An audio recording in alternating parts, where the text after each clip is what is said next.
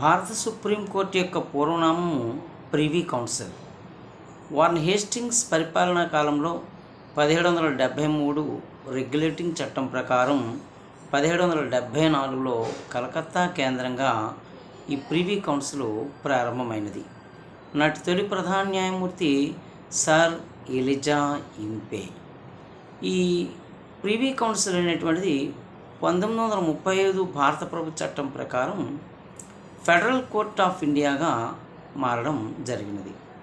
ఈ federal court కార్యకలాపాలు ఢిల్లీ కేంద్రంగా 1937 ఏప్రిల్లో ప్రారంభమైనాయి. ఫెడరల్ కోర్టు తొలి ప్రధాన న్యాయమూర్తి మ్యారిస్ గేయర్.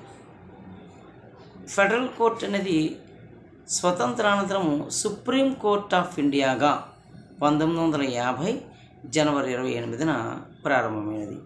సుప్రీంకోర్టు తొలి ప్రధాన న్యాయమూర్తి H J Kania, Harilal J Kania. Supreme court ప్రస్తుత 50వ ప్రధాన న్యాయమూర్తి జస్టిస్ డివై చంద్రచూడ్.